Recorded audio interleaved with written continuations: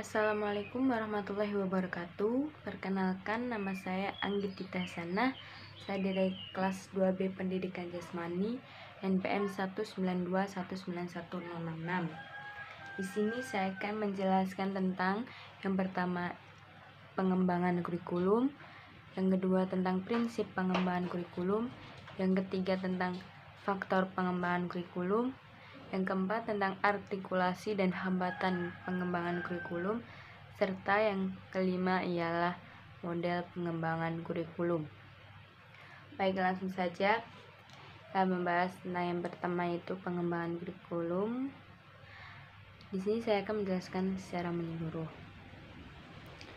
Pengembangan sering disebut sebagai pembaruan atau inovasi, mengingatkan kita pada istilah innovation dan discovery. Dalam kaitan ini, Ibrahim yang dikutip oleh Nasution menyatakan bahwa inovasi merupakan penemuan yang dapat berupa suatu ide, barang, kejadian, metode yang diamati sebagai suatu benda yang sebenarnya telah ada tetapi semula belum diketahui orang.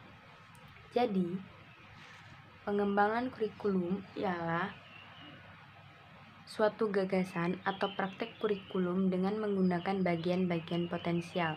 Nah, potensial ini yang diartikan sebagai harapan untuk mencapai suatu tujuan sekolah. Jadi seperti harapannya itu ialah kurikulum agar tujuan dari sekolah itu bisa tercapai.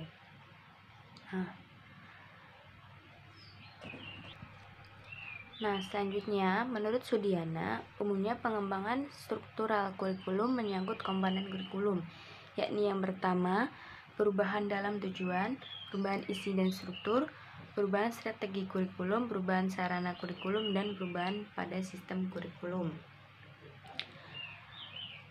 Jadi setelah ada pengembangan kurikulum, pasti ada yang namanya tentang prinsip-prinsip kurikulum. Nah, pengembangan kurikulum ini harus berdasarkan pada prinsip-prinsip tertentu. Jadi prinsip itu yang dianut adalah sebagai kaidah, norma, atau pengembangan atau aturan yang menjiwai kurikulum itu. Jadi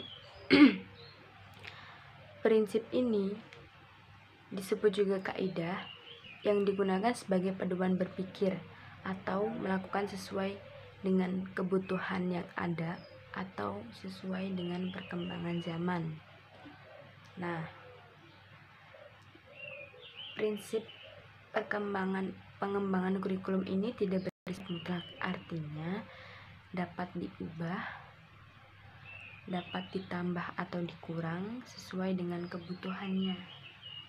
Jadi misalnya pada saat ini kan pandemi, nah itu dari pemerintah dapat mengubah isi dari kurikulum yang awalnya berlembar-lembar sekarang menjadi hanya sekitar 1 atau 2 lembar atau berapa lembar itu. Nah, itu kan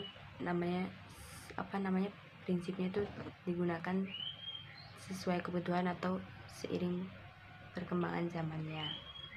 Nah, selain prinsip, pasti ada yang namanya faktor.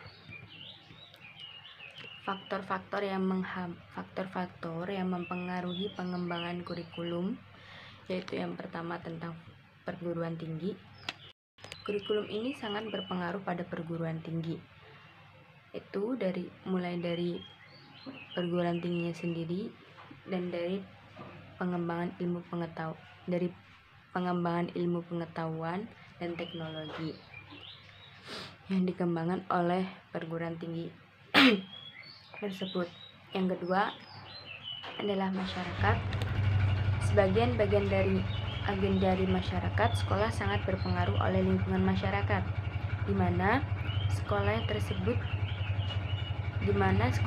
berada. Isi kurikulum hendaknya menemukan kondisi atau dapat memenuhi tuntutan dan kebutuhan di masyarakat.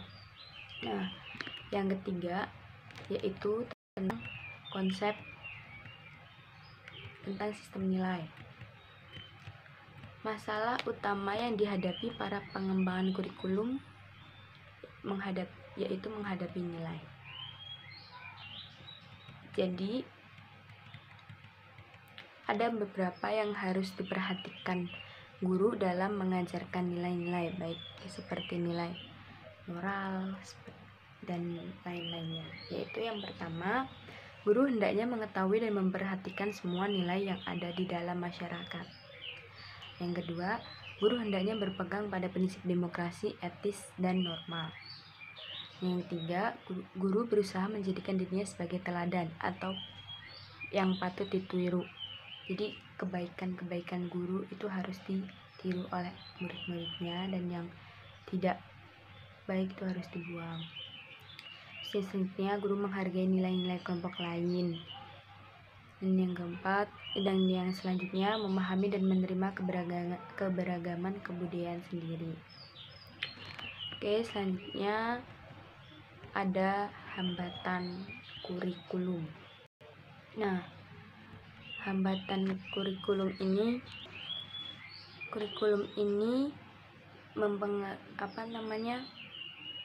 sangat terletak biasanya yang pertama pada guru, dan yang kedua adanya perbedaan pendapat antara guru, kepala sekolah, dan administrator, dan yang ketiga yaitu pengetahuan dari guru itu sendiri. Jadi itu seperti kayak guru membuat kurikulum